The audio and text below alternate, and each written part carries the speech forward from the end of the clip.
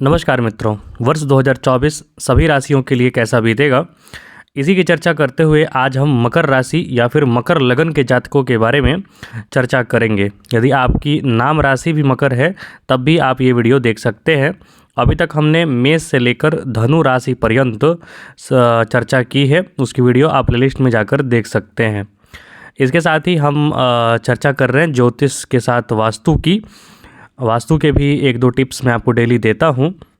तो ये जो आपको सामने वास्तु चक्र दिख रहा है, इसका ही इस्तेमाल करके हम जो व्यक्ति का मेन गेट होता है या फिर जो मेन एंट्रेंस होता है घर का, वो निकालते हैं। फिर शयन कक्ष कहाँ होता है, सोने का कक्ष कहाँ पढ़ने का होता है, कहाँ बाथरूम का होता है, ये सारी चीज़ें हम निकालते हैं और वो डिपेंड करता है एनर्जी पर। यदि आप नास्तिक भी हैं तब भी आप उसको एनर्जी के फॉर्म में समझ सकते हैं।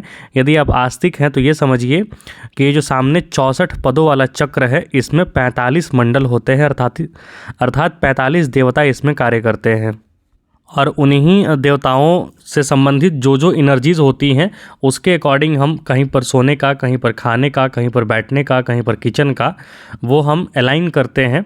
और जो सामान्य होता है वो 8-8 घरों में चारों साइड से बढ़ता है। लेकिन जो आप सामने से देखते हैं, प्रत्यक्ष देखते हैं कि मतलब लंबाई इतनी है तो उसको 8 भाग में बांट देंगे, चौड़ाई इतनी है तो 8 भाग में बांट देंगे, ऐसा नहीं होता है। उसको हम ट्रू नॉर्थ, मतलब जो एक्चुअल नॉर्थ होता है भूगोल के दृष्टिकोण से, उसको निकालने के बाद ही हम उसको 8-8 भाग में बांटते हैं। ऐसे कोई भी प्लॉट को हम 8 भाग में नहीं बांट सकते हैं, क्योंकि कहीं कहीं पर आप देखते होंगे कि सूर्य के उगने से ही आप देख सकते हैं। यदि आपके घर के सामने एकदम स्ट्रेट सूर्य भगवान उगते हैं तो समझिए कि मतलब वहाँ पर नॉर्थ जो है एकदम ट्रू है, सही है। यदि कहीं कहीं पर देखेंगे कि आप जहाँ सूर्य भगवान को पूरब देख रहे हैं, सूर्य भगवान नॉर्थ ईस्ट के कोने से उदय होते हैं। कहीं कहीं पर सूर्य भगवान जो है नॉर्थ और साउथ के कोने से उदय होते हैं। ये जनरली इसलिए होता है क्योंकि वो भूमि जो है अब जहाँ पर निवास करते हैं वो थोड़ा कोना भागा रहता है उसका।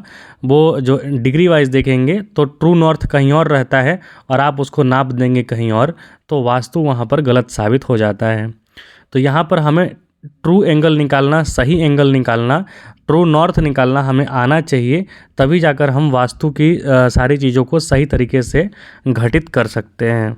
तो आप अपना घर पहले से बना चुके हैं तब भी उसका उपाय होता है, और यदि बनाने वाले हैं तब तो उसको बिल्कुल ही वास्तु के अनुसार अलाइन करके घर बनाइए, कम से कम जिससे एक पॉजिटिव वाइब आपके घर में आता रहे, हमेशा नकारात्मकता ना फैली रहे। उसके लिए सही कैलकुलेशन भी करना ज़रूरी होता है, अन्यथा आप ऐसे ही बस 8 भागों में बांटकर उसको कैलकुलेशन करके आप बिस्तर कहीं लगा दिए। तो मान लीजिए यदि आपका नॉर्थ जो है 20 डिग्री 21 डिग्री यदि पश्चिम की तरफ घिसका हुआ है, तो समझिए कि पूरा का पूरा मतलब आपका भूगोल ही बदल जाएगा आपके घर का। आप जहां अच्छा सोच के उसको लगाए हैं बेड, वो हो सकता है कि वहां पर रुदन का या फिर कोप भवन का कोना आ जाए, तो आपको मतलब आपका जो स्वास्थ्य है वो ऑटोमेटिकली ख़राब होता चला जाएगा, आप डिप्रेशन में जाते जाएंगे। तो आप वहाँ पर प्रॉपर एक वास्तु से कंसल्ट करके ही घर बनाया कीजिए, या फिर उस लोकेशन को डिसाइड किया कीजिए कहाँ पर हमें क्या रखना है, कैसे पॉजिटिव एनर्जी प्राप्त करना है। जैसे कि आप दुनिया के मतलब तमाम बड़े बड़े लोग जैसे अंबानी जी हैं, या फिर मार्क जुकरबर्ग हैं, या फिर जो अमेज़न के मालिक हैं, उनका घर का जो मेन गेट होता है, मेन डोर जो है, वो साउथ डायरेक्शन के 3rd और 4th पदा में है। मतलब वो डायरेक्शन जो है काफ़ी पैसा देता है। लेकिन साउथ डायरेक्शन के बारे में ये भी कहा जाता है कि वो आपका स्वास्थ्य को ठीक नहीं करता है। मतलब आपको अच्छा स्वास्थ्य चाहिए तो उसके लिए आपको ईस्ट डायरेक्शन में भी दरवाज़ा खोलना होगा, या फिर नॉर्थ डायरेक्शन में भी दरवाज़ा खोलना होगा। लेकिन आपको पैसा चाहिए तो साउथ डायरेक्शन का 3rd पदा और 4th पदा जो है बहुत पैसा देता है। लेकिन फिर से मैं यही बोल रहा हूँ, जब भी आप अपने घर का डायरेक्शन रखेंगे, मेन गेट एंट्रेंस रखेंगे, तो उसको डिग्री वाइज पहले अच्छे वास्तुकार से उसको कंसल्ट करके ही रखना है, अन्यथा आप गलत कर जाएंगे। अब यदि हम चर्चा करें मकर राशि की 2024 में कैसा रहेगा, तो मकर राशि के स्वामी होते हैं शनिदेव, और शनिदेव जो हैं अपनी राशि से द्वितीय भाव में बैठे हैं। मतलब जो उनका अपना घर है, हेडक्वार्टर है, वहीं पर जाकर आपके दूसरे भाव में बैठे हैं। तो यदि शनिदेव के दृष्टिकोण से देखें तो ये आपके लिए लाभकारी स्थिति है। साढ़े साती तो आपके लिए है, लेकिन याद रखिए साढ़े साती होते हुए भी ये लाभकारी स्थिति है, क्योंकि ये आपके अपने घर के स्वामी हैं। वो तो आपके लिए दूसरे भाव में जाने पर परिवार से पैतृक धन मिलने का योग है, परिवार बढ़ने का योग है। यदि जो अचल संपत्ति होता है वो बढ़ने का योग है। तो यहाँ पर ये अच्छी चीज़ें हैं। यहाँ पर यदि कुंडली की दशा भी थोड़ा सपोर्ट कर जाए आपको, तो इन सारी चीज़ों का होने का पूरा चांसेस बनता है।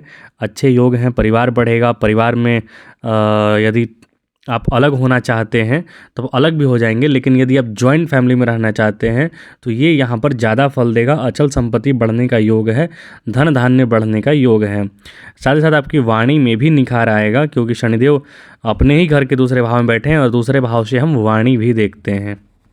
और शनिदेव जो है यहाँ से अपनी दसम दृष्टि से 11वें भाव को भी देखेंगे, तो लाभ की भी स्थिति बनाएंगे। कहीं ना कहीं से आपका लाभ का मार्ग खोलेंगे। जो भी शनिदेव से संबंधित बिजनेस है, कार्य हैं, यदि आप कर रहे हैं, या फिर शनिदेव से संबंधित बिजनेस कार्य न करके दूसरे क्षेत्र में भी कार्य कर रहे हैं, लेकिन वहाँ पर यदि आप मन लगाकर मेहनत कर रहे हैं, तब भी आपको लाभ के योग यहाँ पर बनते दिखाई देंगे।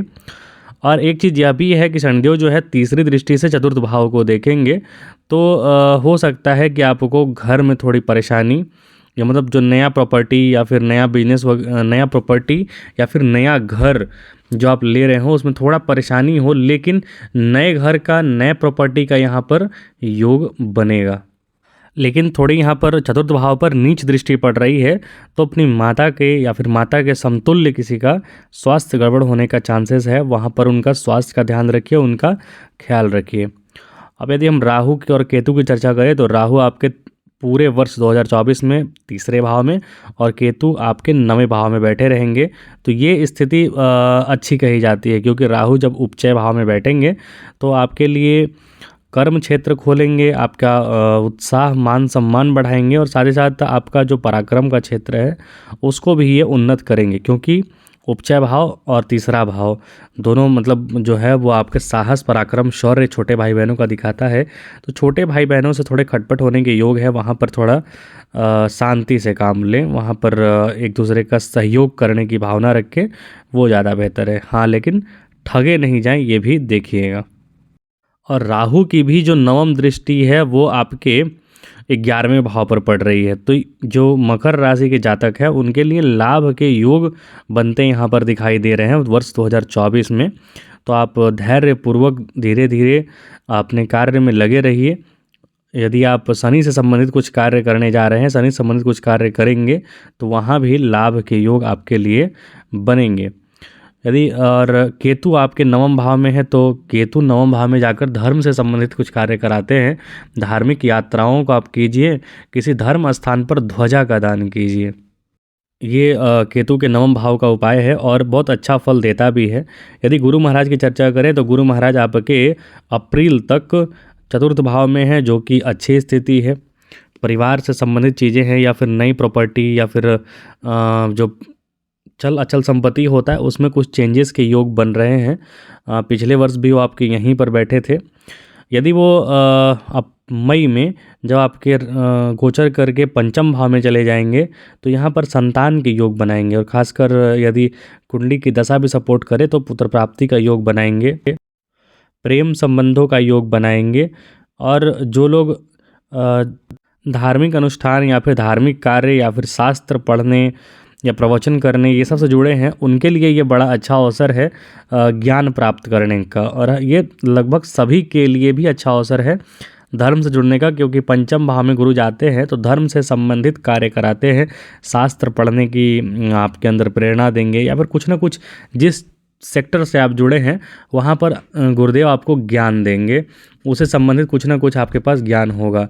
जैसे आप भी एक चीज़ ध्यान रखा कीजिए, वास्तु के टिप्स पर ही बता रहा हूँ कि कुछ जो चीज़ें आप कर रहे हैं जीवन में, लाइफ में, जैसे आप कपड़ा बेच रहे हैं, या फिर जैसे आप सोना का कार्य कर रहे हैं, या फिर आप पंडित का ही कार्य कर रहे हैं, तो जब गुरु जाएंगे आपके पंचम भाव में तो इससे संबंधित कुछ ना कुछ पुस्तक रखिए, इसको कैसे बढ़ाएं, इसको जैसे जो भी बिजनेस कर रहे हैं आप तो उसको उस बिजनेस को कैसे बढ़ाएं या फिर उसमें कैसे और आप सफल हों, उससे संबंधित कुछ पुस्तक ले लें, आप उसको अपने घर पर रखें और कोशिश करें कि पश्चिम और जो दक्षिण पश्चिम का जो कोना होता है जिसे हम नैऋत्य कोण कहते हैं, उसके बीच में पश्चिम और दक्षिण नैऋत्य के कोना में आप उस पुस्तक को रखें। आप देखेंगे कि वो पुस्तक पढ़ें या न पढ़ें, उससे संबंधित आपके अंदर जो ज्ञान है, उसके अंदर जो परिवर्तन है, वो धीरे धीरे आपके अंदर अपने आप आने लगेगा और आपको वो ज्ञान हो जाएगा। तो आपको कहाँ रखना है? पश्चिम दिशा जो होता है ना, एकदम ट्रू पश्चिम, जो मैं बता रहा था ट्रू नॉर्थ, तो ऐसे ही जो पश्चिम दिशा है और पश्चिम और दक्षिण पश्चिम का जो कोना जैसे नैऋत्य कोण कहते हैं, उसके बीच में आप कहीं पर भी रख दीजिए जहाँ पर आप रख सकते हैं वो किताब, वो पुस्तक, या फिर पेन ड्राइव में ही रख लीजिए। तो वहाँ पर रखिएगा तो धीरे धीरे वो जो ज्ञान है आपके अंदर किसी न किसी माध्यम से आपको वो ज्ञान आ जाएगा। तो ये उपाय आप ज़रूर कीजिए। गुरु यहाँ पर पुनः जब मई में चले जाएंगे पंचम भाव में, तो वो भी 11वें भाव को देखेंगे। तो वर्ष मकर राशि के लिए मकर राशि के जातकों के लिए जो ये वर्ष है 2024 अंत तक बहुत सुखद परिणाम देकर जाएगा, खासकर लाभ के दृष्टिकोण से यदि आप देखेंगे तो, क्योंकि 11वां भाव बहुत ज़्यादा ही एक्टिवेट रहने वाला है वर्ष 2024 में आपके लिए। तो थोड़ा स्वास्थ्य का भी ध्यान रखिए, क्योंकि व्यक्ति धन कमाने में, धन दौलत ये सब में अपने स्वास्थ्य पे ध्यान नहीं देता है, वहाँ पर आपको ध्यान देते रहना है, दिनचर्या आपको सही रखना है। तो ये अवसर आपके लिए जो है बहुत ही मंगलकारी रहने वाला है। वर्ष 2024 आपके लिए मदद करेगा। कारण ये भी है कि वर्ष 2024 को जोड़ेंगे ना तो इसका मूलांक आता है 8, जिसके स्वामी होते हैं शनिदेव और आप स्वयं शनिदेव के राशि के हैं। तो इस दृष्टिकोण से भी आपके लिए अच्छा उत्तम अवसर है और गोचरीय दृष्टि से भी आपके लिए उत्तम अवसर है, क्योंकि आपका 11वां भाव जो है वो कम से कम लगभग बहुत अच्छे ग्रह जैसे शनि हैं, राहु हैं, गुरु हैं, ये सारे लाभ दिलाने वाले ग्रह हैं, इनसे वो एक्टिवेट हो रहा है, प्रभावित हो रहा है 11वां भाव। तो आपके लिए लाभ के नए नए मार्ग खुलेंगे और आपको सोच समझकर विचार करते हुए धीरे धीरे आगे बढ़ते हुए लाभ की ओर जाना है। लेकिन आप अपने धार्मिक कृत्यों को बिल्कुल भी नहीं छोड़िएगा, धर्म करते रहिए, धार्मिक स्थान पर ध्वजा का दान कीजिए और हो सके तो जितना आप अब अगल बगल मंदिर ही है या फिर अपने घर में ही देवस्थान जहाँ रखे हैं आप, प्रतिदिन आपको प्रणाम वहाँ अवश्य करना है, धूप दीप जला दीजिए, बहुत अच्छा रहेगा। तो पुनः मिलेंगे अगले वीडियो में नए वास्तु टिप्स के साथ और कुंभ राशि के जातकों के लिए कैसा रहेगा 2024, इसके साथ।